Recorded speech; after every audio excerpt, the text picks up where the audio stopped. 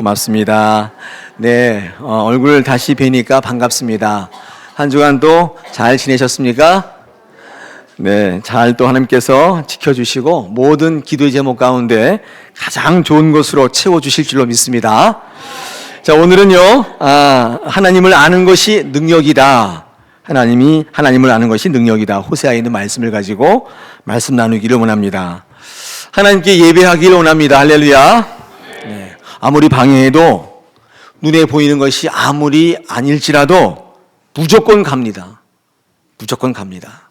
무조건 예배하기를 원합니다. 우리 예배가 흔들림이 없는 줄 압니다.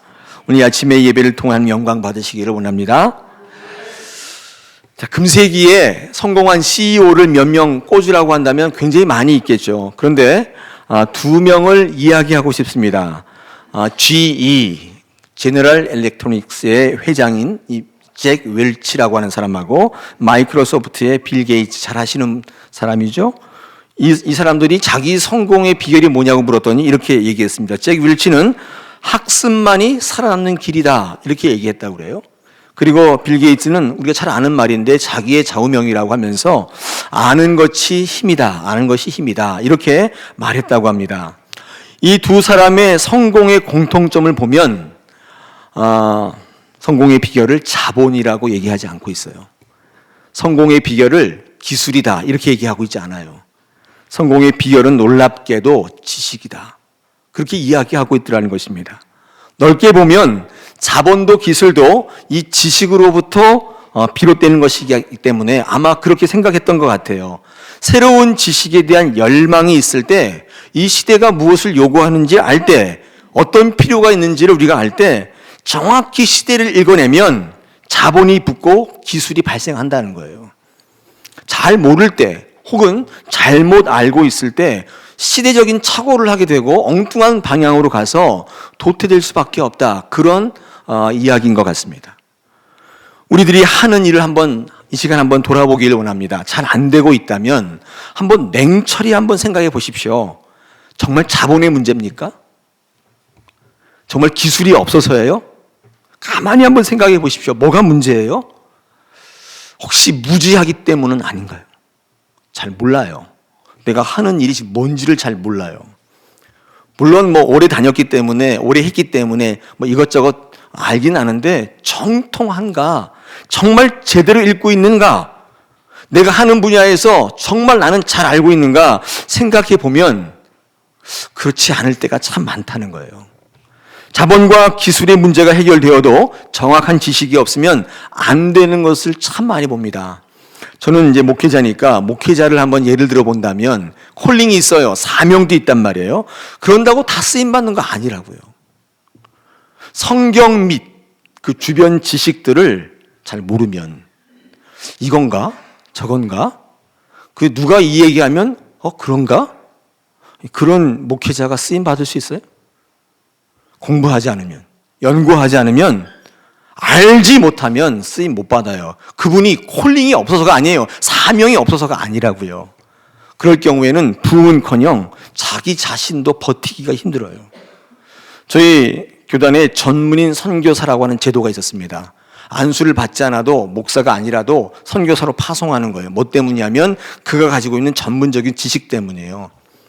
그런데 전 그런 거 많이 생각이 되는데, 이분이 어떤 전문적인 의술이랄지 이런 게 갖고 이 현장에 투입이 되면 그 기술을 가지고 잘 할 것 같은데 그렇지 않고 이렇게 그 사회에 동화돼요. 그 종교로 이슬람이 무슬림이 돼버리고, 힌두교면 힌두교인이 돼버리고, 그런 예가 참 많이 있습니다. 그 왜 그런가 조사해 봤더니, 여러분, 그분이 그 사회에서 어떤 배경에서 선교하려면 어떤 기술 가지고 되는 게 아니라 하나님을 알아가는 지식, 이거 없으면 견딜 수가 없어요. 버틸 수가 없다는 거예요. 마찬가지로 우리 삶 속에 힘들고 어렵고 흔들리는 근본 이유가 뭐냐? 환경 때문이 아니에요. 사실은 무지하기 때문에, 지식이 없어요. 하나님을 알아가는 지식이 없다. 잘 몰라요. 잘 모르니까 내 마음대로 생각하고 내 경험을 가지고 판단해서 하는 거예요. 우리의 신앙도 마찬가지라는 생각을 해봅니다. 하나님, 전능하신 하나님을 믿노라 하면서도 늘 무력한 인생을 사는 이유, 무엇 때문이에요? 예배를 안 드려서가 아니에요. 기도를 안 해서도 아닙니다. 봉사 안 해서 아닙니다. 다 해요. 근데 하나님은 몰라요.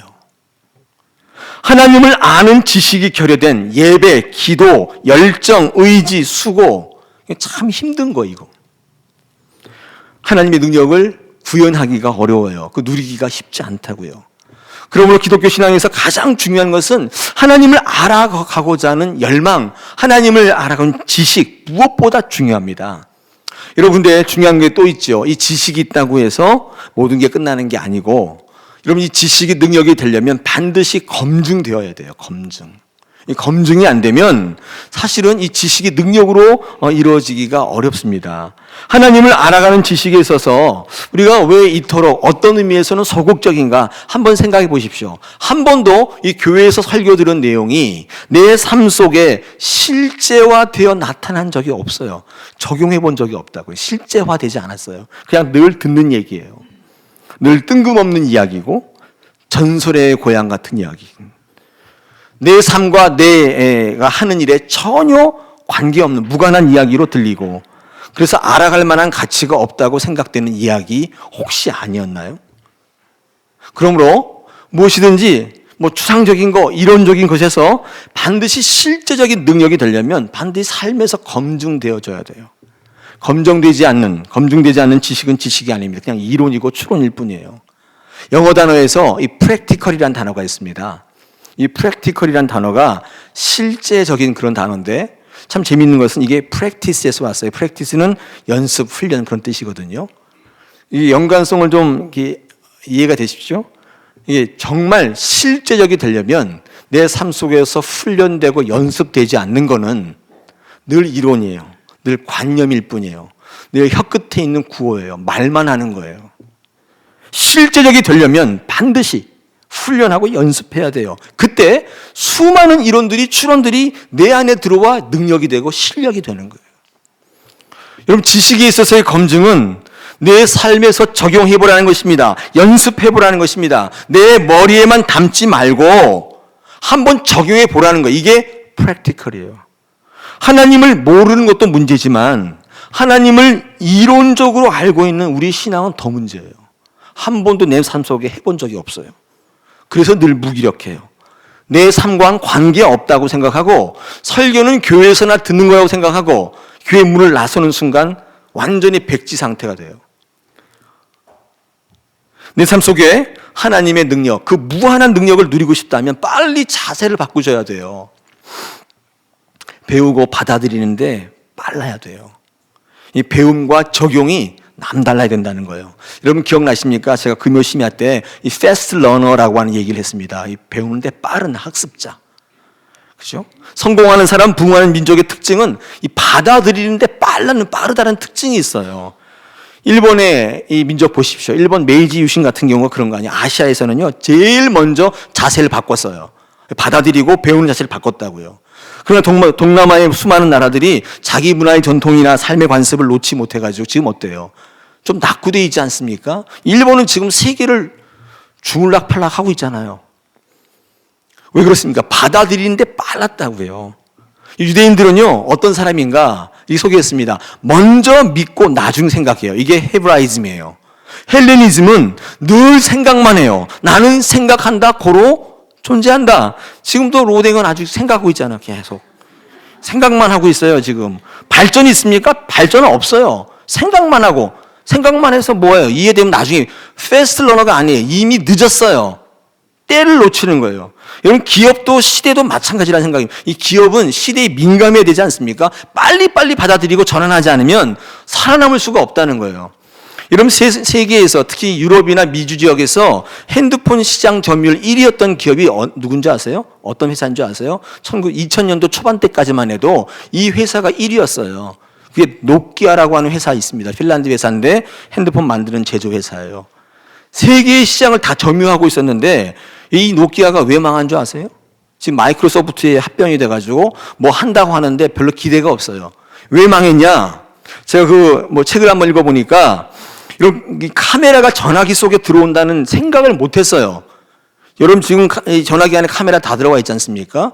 근데 이런 생각을 들어도 그게 가능하냐? 왜냐하면 전통적으로 유럽에 예를 들어서 라이카 같은 이 카메라 회사 같은 데는 굉장히 전통인 회사인데 이 카메라는 이래야 한다. 카메라는 렌즈가 생명이다. 여러 등등 카메라에 대한 굉장히 많은 지식이 있었는데 그거를 빨리 탈피하지 못했어요. 전환하는데 실패했다고요. 너무 지체했어요. 카메라의 전통적인 생각 때문에 카메라는 묵직하고 렌즈를 필요로 갈아 끼워야 되고 결국 망했어요. 지금 카메라를 별로 들고 다니는 사람이 별로 없죠. 제가 관광지에 가보면 이런 묵직한 카메라 들고 다니는 사람은 전문적인 작가 외에는 다 핸드폰 들고 다녀요. 세상이 이렇게 바뀔 거라고는 아무 생각 못해요. 빨리 받아들여야 돼요. 반면에 전화기 안에 카메라가 들어올 거라는 것을 처음 발사한 것은 제가 읽어보니까 삼성이랍니다. 삼성. 이런 캐논, 니콘, 펜텍스, 라이카 여러분이 아는 이 카메라 제조회사들이 지금 별로예요. 다 카메라 들고 다녀요. 이분들이 왜 별로인 회사로 전락했느냐? 그럼 카메라가 갖고 있는 특징, 이 특정 계층의 전유물로 남아있는 이 카메라의 한계를 빨리 벗어나지 못했어요. 저도 카메라 있거든요. 근데 렌즈, 카메라 바디만 몇백만 원, 앞에 렌즈만 또 몇백만 원 그래요. 제대로 이거 카메라 찍으려고 그러면 카메라 세트 다 하는데 한 2천만 원, 3천만 원 들어요. 이거 누가 이걸 갖고 있을 수 있겠어요? 제가 갖고 있다는 얘기는 아니고 오해하지 마십시오.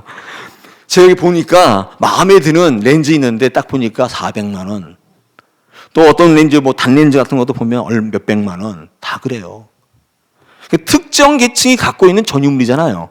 근데 이 카메라가 갖고 있는 한계가 뭐냐면 휴대성이에요. 제가 한번 들고 보니까 너무 무거워서 찍을 수가 없어요. 팔에 쥐가 나요. 이 렌즈 같은 마운트 렌즈 하나 달면 이거 자체만 무게가 한 3kg 돼요. 이걸 들고 다니려니까 결과적으로는 이 한계성, 이 휴대의 한계성이 있어요. 이거를 읽어내지 못하면 안 된다고. 빨리 바꾸는데 이 삼성이 그 심리를 읽어냈다는 거예요. 이 카메라, 이 휴대폰 안에 카메라를 집어넣으면 지금 부동의 세계 1위 자리를 놓치지 않고 있어요. 애플이 어쩌고저쩌고 해도 안 돼요. 저는 이렇게 믿고 있습니다. 후지필름, 코닥필름 다 도산했습니다. 이 똑딱이 카메라에 이 필름이 없이 이런 반도체에다가 사진을 찍겠다는 생각을 못했단 말이에요. 근데 그런 정보가 왔을 때 빨리 받아들이고 바꿔야 되는데 필름을 고집했어요. 이 필름이 어떤 건데 그러면서 고집했다고요. 다 넘어갔어요. 도산했어요. 일본 회사들이 한계가 소니 몰락했죠. 패나소닉 다 TV에 인터넷이 올 거라는 생각을 못했단 말이에요. 지금 그 자리를 누가 채우고 있어요? 한국의 반도체 기업이 다 채우고 있다고요. 이런 전환 속도가 빠르면 배움에 주저하지 않고 적용하는 데 용감하면 살아남는다 그 말이에요. 패스트 러너가 되어야 돼요. 하나님 우리에게 말씀하실 때에 빨리 받아들이고 내 걸 내려놓지 않으면 도태될 수밖에 없습니다. 오늘 호세아 선지자는 이렇게 말씀합니다. 이 북이스라엘이 멸망하기 직전에 이 어수선한 시대를 살았던 이 선지자가 바로 이 호세아 선지자인데, 여러분 그는 그런 어수한 시대적인 분위기에 하나님께 받은 말씀이 뭔가, 뭐라고 외치고 있는가? 뭐라고 외칠 것 같습니까? 부흥해야 한다 그렇게 외칠 것 같죠? 회개해야 한다 그렇게 외칠 것 같지 않습니까? 일하라, 봉사하라, 사역하라 그렇게 외칠 것 같은데, 놀랍게도 이 호세아 선지자가 외치는 것은 지식이에요. 지식을 외치고 있어요. 북이스라엘에 많은 문제들이 있었습니다. 그릇된 예배, 또 우상 숭배, 제멋대로의 사역 등등. 여러분 이스라엘 민족이, 북이스라엘 민족이 망하는 것이 이것 때문이라고 생각할 수 있겠지만, 물론 그런 이유도 있습니다만은 너희들이 망하는 것은 지식이 없기 때문이다. 그렇게 호세아 선지자가 선포하고 있습니다. 이게 뭐야? 모든 문제는 무지하니까 용감했던 결과예요. 모르니까 내 멋대로 하는 거예요. 들은 적이 없어요. 그렇게 하나님 뜻대로 한다고 하면서 하나님에 대해서 몰라요. 그러니까 내 마음대로 하는 거예요.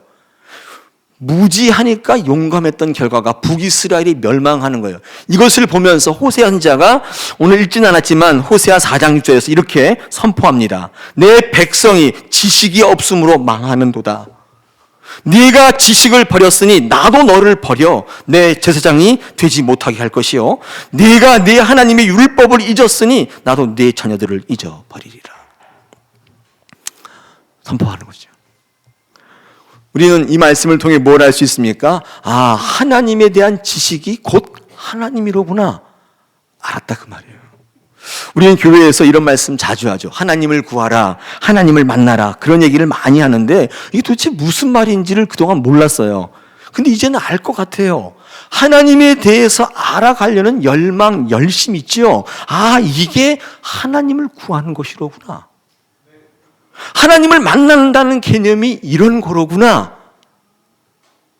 몸은 계속 교회에 와 있는데 예배는 드렸어요. 기도는 하는데 하나님을 알아갈 열망이 없는 거는 구하지도 않고 만나고 싶지도 않은 거예요. 그러니까 내가 하고 싶은 대로 예배하고 기도하는 거예요.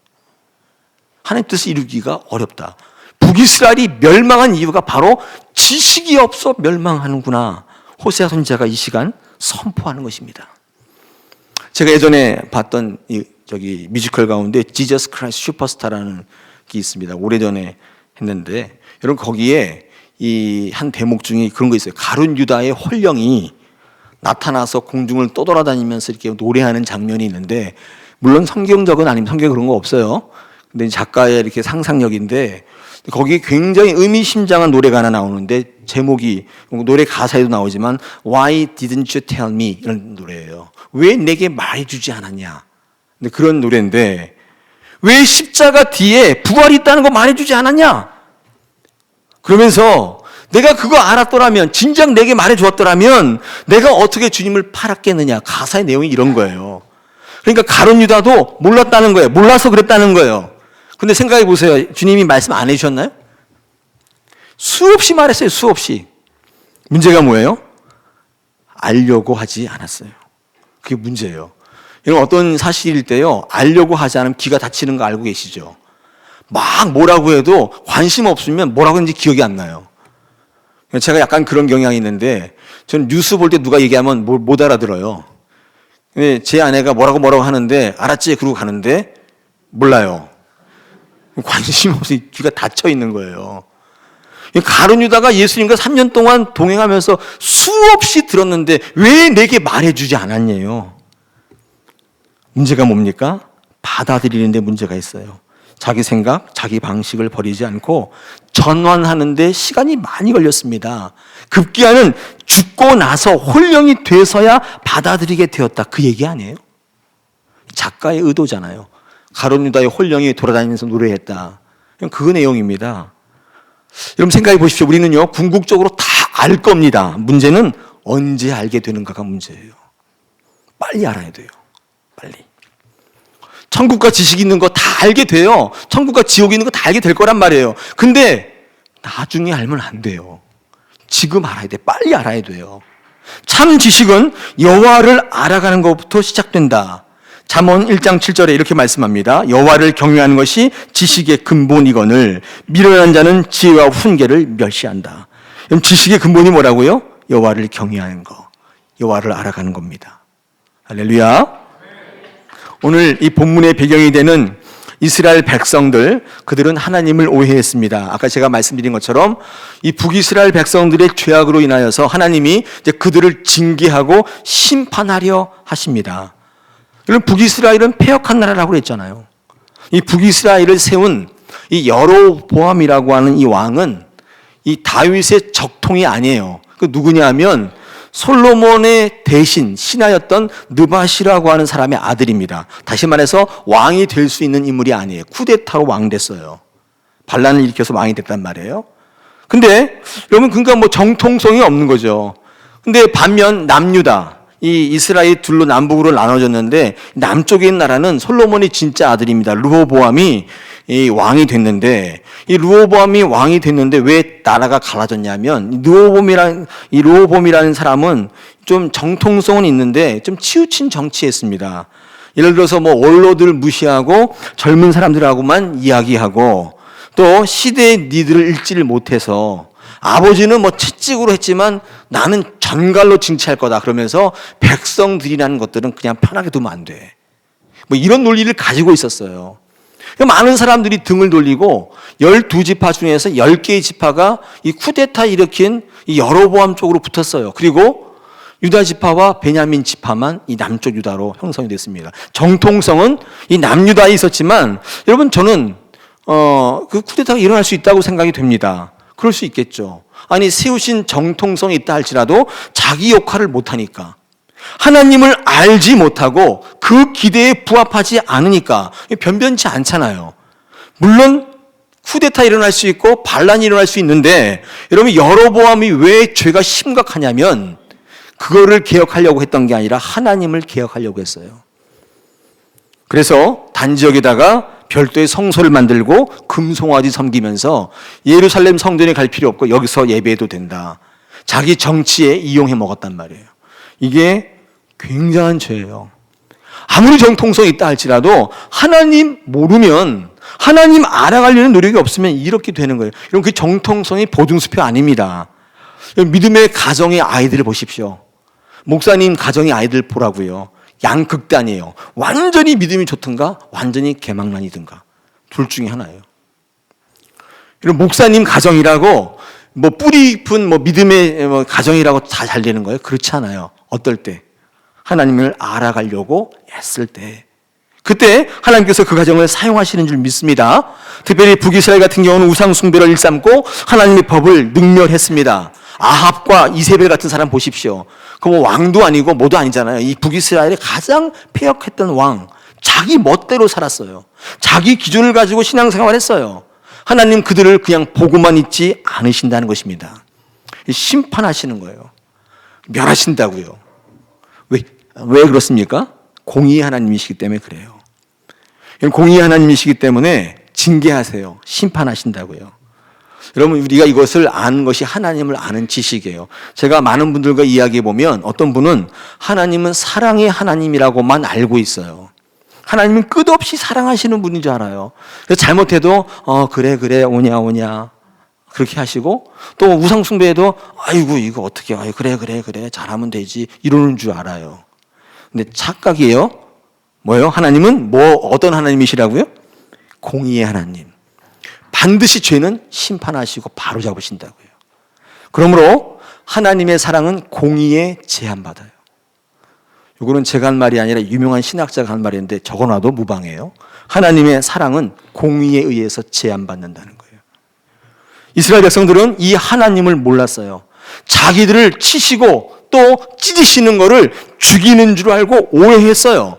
자기들이 했던 일은 기억지 못하고 하나님이, 사랑의 하나님 이 모양이야 생각하며 하나님께서 자기들 민족을 치시는 것을 두려워했다, 오해했단 말이에요. 이때 호세아는 오늘 본문의 3절에서 외칩니다. 이렇게 외치죠. 그러므로 우리가 여호와를 알자, 힘써 여호와를 알자. 그의 나타나심은 새벽빛같이 어김없나니 비와 같이 땅을 적시는 늦은 비와 같이 우리에게 임하시리라. 우리를 죽이려는 게 아니라는 거예요. 좀 하나님을 좀 알으라는 거예요. 1절 2절에서 우리를 찢으셨으나 도로 낫게 하실 것이요 우리를 치셨으나 싸매어 주실 것이라. 여호와께서 이틀 후에 우리를 살리시고 셋째 날에는 우리를 일으키시리니 우리가 그의 앞에서 살리라. 이게 원래 하나님이라는 거예요. 하나님 좀 알으라는 거예요. 오늘 이 북이스라엘이 죄악 가운데 하나님 앞에 심판대 앞에 서 있는데 오해하고 두려워하는 이스라엘 백성들에게 하나님을 좀 알라고 명령하면서 어떤 하나님임을 소개하고 있습니까? 첫 번째가 이 새벽빛이다. 하나님은 새벽빛같이 어김없이 나타나시는 분이다. 이렇게 우리에게 말씀해요. 하나님은 뭐라고요? 새벽빛. 여러분 새벽빛을 보셨나요? 네. 아침에 주무시느라고 보실 겨를이 없죠. 네. 새벽빛이 딱 뜨면요, 어둠이 삽시간에 없어져요. 제가 이렇게 책을 보니까 이 칠흑 같은 어둠, 제일 캄캄한 어둠은 새벽이, 해가 뜨기 직전. 그때가 가장 어둡다고 그래요. 저는 한밤중인 줄 알았더니만 그게 아니라 이 여명이 동토오를 그 직전, 그때는 달도 없고 아무것도 없고 이 새로운 날이 밝기를 준비하는 단계이기 때문에 가장 캄캄하다. 이렇게 볼 수 있죠. 새로운 것을 시작하는 단계가 가장 캄캄해요. 그때 새벽빛이 딱 떠오르면 어둠은 다 물러가 버립니다. 삽시간에 물러가요. 우리 하나님은 어둠을 뚫고 나타나는 소망이시라는 거예요. 너희를 어둠 속에 그냥 버려두시지 않는다는 거예요. 왜 하나님을 오해하냐는 거예요. 어둠이 짙을수록 아침이 가까웠다는 것을 잊지 마십시오. 어둠이 짙을수록 그것이 끝이 아니라 반드시 칠흑 같은 어둠을 뚫고 반드시 해가 떠오른다 그 말이에요. 이거 뭐예요? 이거 자연의 약속이고 법칙이죠. 여러분 이것은 자연에게만 적용되는 게 아니라 우리 인간에게도 적용돼요. 우리 인간이 아무리 어렵고 힘들고 정말 앞이 캄캄한 날을 보낸다 할지라도 하나님 어떤 분이시라고요? 새벽빛 같은 분이시다. 오해하지 말라는 거예요.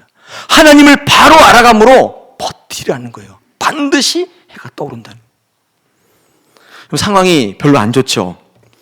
저희 나라 상황도 별로 안 좋고 저희 교회도 별로 안 좋고 여러분도 어쩌면 상황이 별로 안 좋을 수 있습니다. 이 상황에 눌리게 되면 늘 낙심하지 않습니까? 누가 얘기 못 합니까? 근데 그거 얘기하면 뭐예요? 아무 도움이 안 돼요. 그 대신에 뭐 하시면 돼요? 기도하시면 돼요.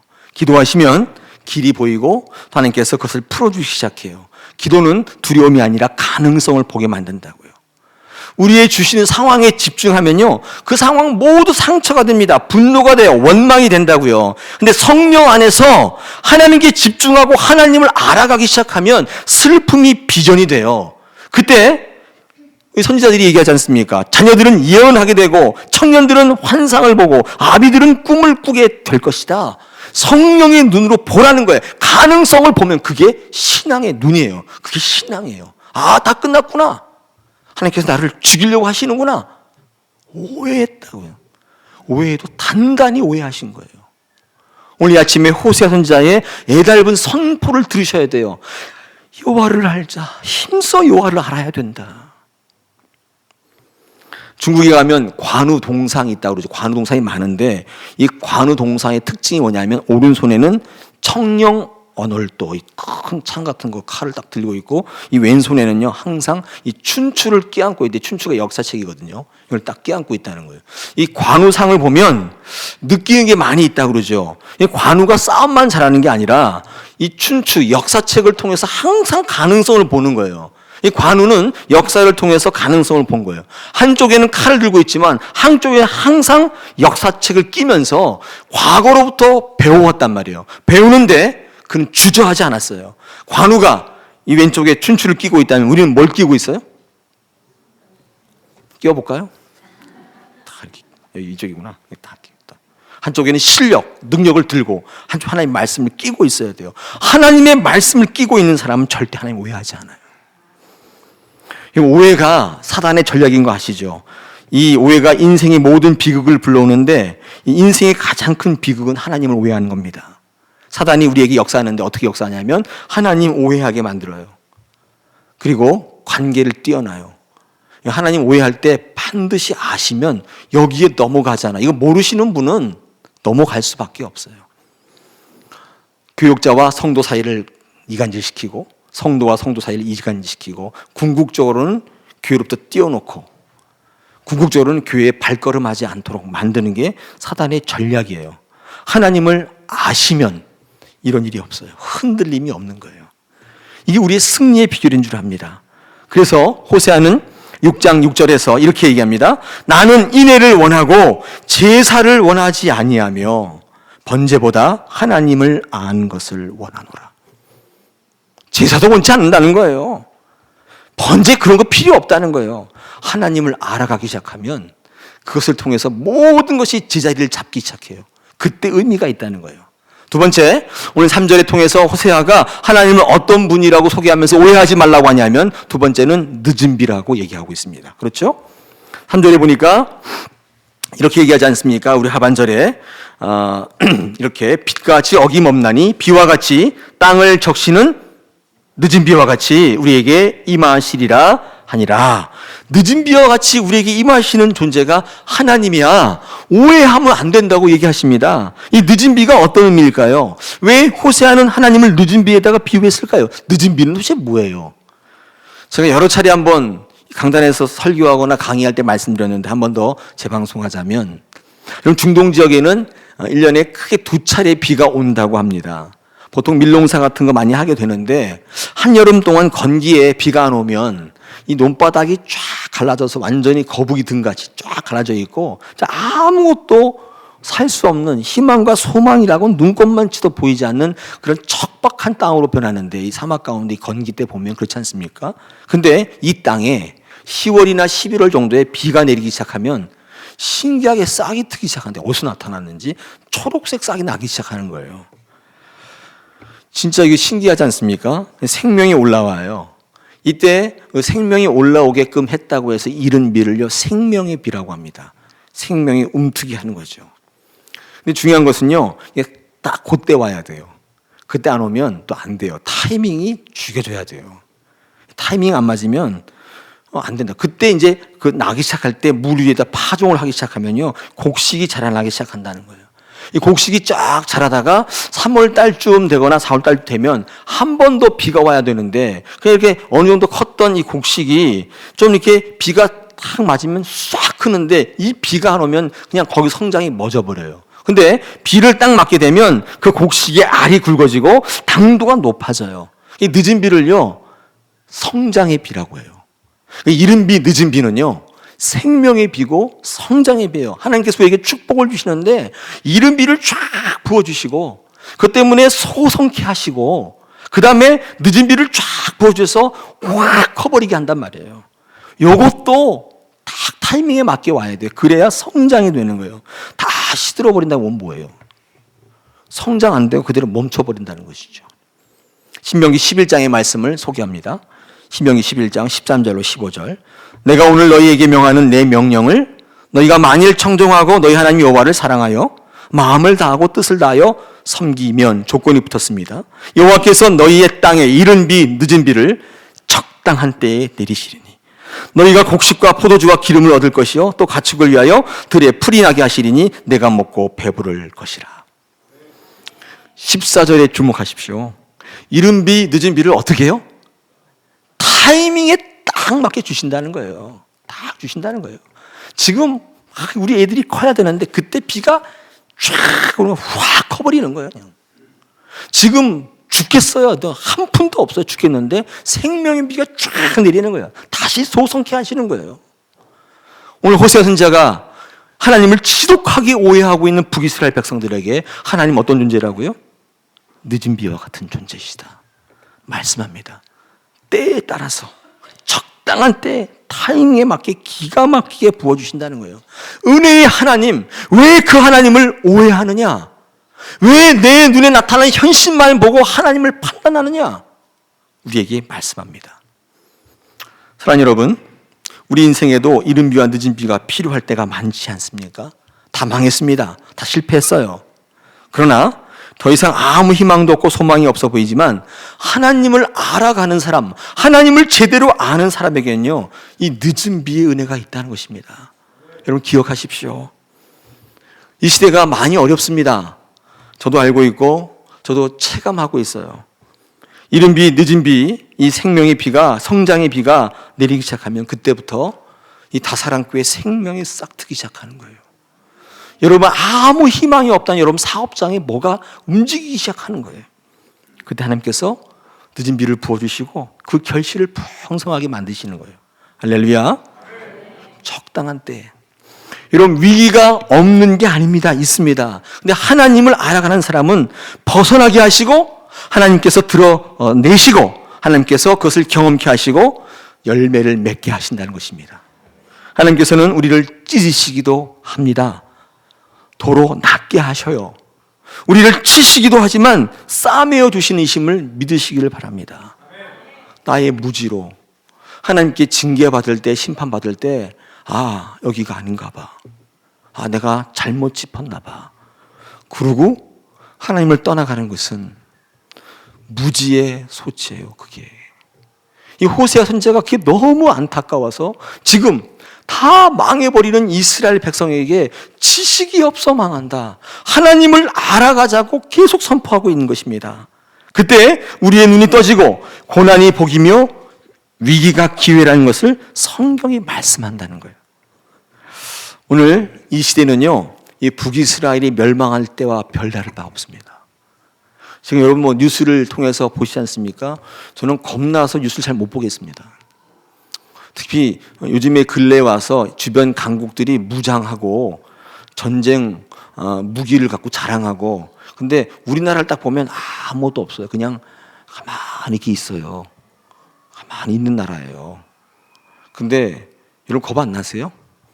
저는 겁이 많아서 그런지 겁나요. 요즘 매일 하는 기도가 하나님 이 나라를 지켜주십시오. 이 나라는 무기 없습니다. 핵무기 이런 것도 없고 뭐 사드 이런 거는 뭐 미국 거고 우리는 없습니다. 우리는 그 사람들이 가져간다고 그러면 바지가니 자꾸 할 수밖에 없고 하나님 우리의 무기가 되어주시고 우리의 대장 되어주옵소서. 그런 기도 안 한다면 정말 애국자 아니에요. 애국자 아니라고요. 이 시대를 하나님을 알아가는 지식으로 봐야 돼요. 북이스라엘과 다를 바 없어요. 이때 호세아 선지자가 오늘 이 주일 아침에 여러분에게 외쳐요. 하나님을 알아야 한다. 하나님을 알아가자. 때를 얻든지 못 얻든지 하나님을 알아가라. 하나님께서 새벽빛같이 임하시고 늦은 비와 같이 부어주실 것이다. 할렐루야. 하나님 말씀이 희귀하여 이상이 보이지 않는데 오늘 아침에 우리는 하나님 말씀으로 승리하는 하나님의 민족 되시기를 축원합니다.